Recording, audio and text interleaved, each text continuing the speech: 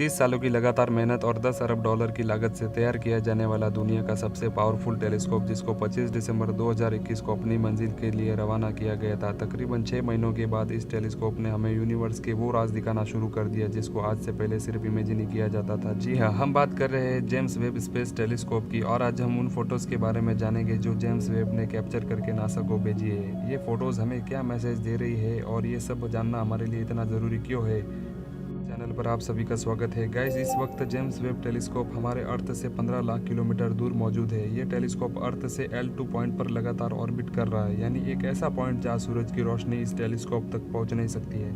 इस पॉइंट पर James Webb space telescope हमारी यूनिवर्स को इंफ्रारेड लाइट के स्पेक्ट्रम में ऑब्जर्व कर रहा है, और यही वजह है कि इसको सूरज की रोशनी और हीट से दूर रखना बहुत ज़रूरी है।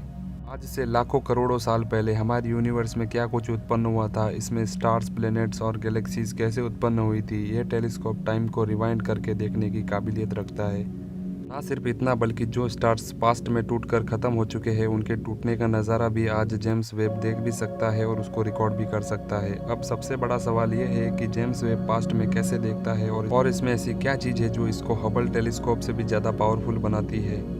अभी हम उन फोटो के बारे में जानते हैं जो जेम्स वेब ने पिछले 6 महीनों में कैप्चर की है। 12 जुलाई को नासा ने जेम्स वेब की पहली 5 पिक्चर्स पब्लिश करके पूरी दुनिया को चौंका दिया था। जेम्स वेब पर लगे कैमरास डीप स्पेस में यूनिवर्स के पास्ट में भी आसानी से देख सकते हैं।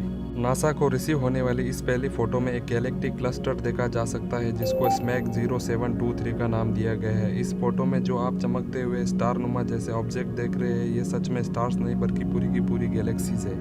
जिस तरह हमारा अर्थ मिल्की वे गैलेक्सी का पार्ट है और ये गैलेक्सी 1 लाख लाइट ईयर दूर तक फैली हुई है, इसी तरह जेम्स वेब की इस फोटो में ऐसी हज़ारों गैलेक्सीज देखी जा सकती है। इनमें कुछ गैलेक्सी ऐसी भी मौजूद है जो अर्थ से 13.1 बिलियन लाइट ईयर दूर तक है।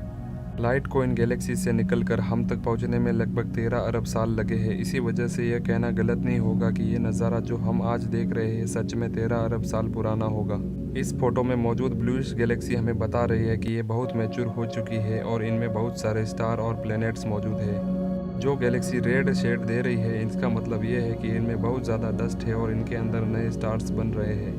दूसरी फोटो कैरिना नेबुला की है जो अर्थ से 7600 लाइट ईयर दूरी पर मौजूद है। कैरिना नेबुला के नाम से पहचाने जाने वाली इस नर्सरी के अंदर स्टार्स आज से 7600 साल पहले पैदा होते देखे जा सकते हैं, और कैरिना नेबुला हमारे मिल्की वे की हज़ारों नर्सरीज में से एक है।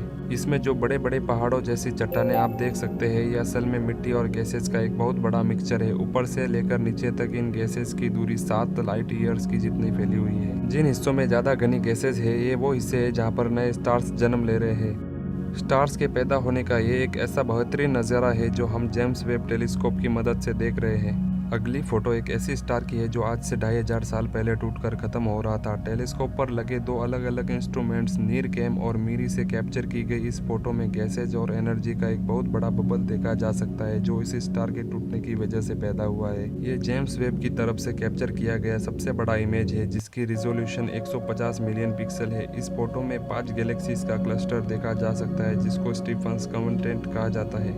ये 5 गैलेक्सी बहुत तेज स्पीड से रोटेट कर रही है और धीरे धीरे एक दूसरे के नज़दीक होती जा रही है। स्पेस एस्ट्रोनॉमर्स का मानना है कि एक दिन ऐसा आएगा जब ये पांचों गैलेक्सी एक दूसरे से टकरा जाएगी। फिलहाल ये अर्थ से 30 करोड़ लाइट ईयर दूर है, यानी ये इमेज 30 करोड़ साल पुराना है। ये भी हो सकता है कि आज के तारीख में ये गैलेक्सी आपस में टकरा चुकी हो, लेकिन उसकी लाइट हमारे तक पहुँचने अर्थ से 1120 लाइट ईयर दूरी पर जेम्स वेब ने एक ऐसा एक्सोप्लैनेट भी ढूंढा है जहाँ पर जिंदगी जीने का अनुमान है।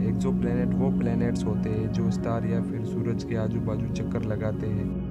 ढूंढे हुए इस प्लेनेट को वास्प 96b का नाम दिया गया है और यहाँ का एक दिन हमारे अर्थ के 3.5 दिनों के बराबर है। अब सवाल यह है कि जेम्स वेब को कैसे पता चला कि यहाँ जिंदगी के चांसेस अवेलेबल है। वास्तव में जब प्लेनेट ऑर्बिट के दौरान अपने स्टार की लाइट को ब्लॉक करता है तो ये लाइट प्लेनेट के एटमॉस्फेयर में जाकर टकराती। लाइट एटमॉस्फेयर में मौजूद पार्टिकल से टकरा कर अलग अलग रवैया रखती है। जैसे कि एटमॉस्फेयर में सल्फर ज़्यादा होगा तो लाइट के फैलने का अंदाज भी अलग अलग होगा, और अगर एटमॉस्फेयर में कार्बन डाइऑक्साइड या पानी मौजूद होगा तो लाइट के फैलने का भी अंदाज अलग अलग होगा। वास्प 96b के एटमॉस्फेयर से टकराकर जब लाइट डिस्पर्स हुई तो एनालाइज करने पर पता चला कि इस प्लेनेट में बहुत ज़्यादा पानी मौजूद है और पानी जिंदगी के लिए कितना इम्पोर्टेंट है ये हम सभी जानते हैं। जेम्स वेब स्पेस टेलीस्कोप इंसान का बनाया हुआ सबसे पावरफुल टेलीस्कोप है। ये यूनिवर्स के उस कोने तक भी पास्ट में देख सकता है जहाँ हबल टेलीस्कोप भी देख नहीं सकता है। जेम्स वेब टेलीस्कोप की बड़ी वजह इसमें मौजूद गोल्ड मिरर है जो धीमी से धीमी लाइट को भी कैप्चर कर सकते हैं। जेम्स वेब के गोल्ड मिरर का साइज 6.5 मीटर है जबकि हबल टेलीस्कोप के मिरर का साइज 2.5 मीटर ही है।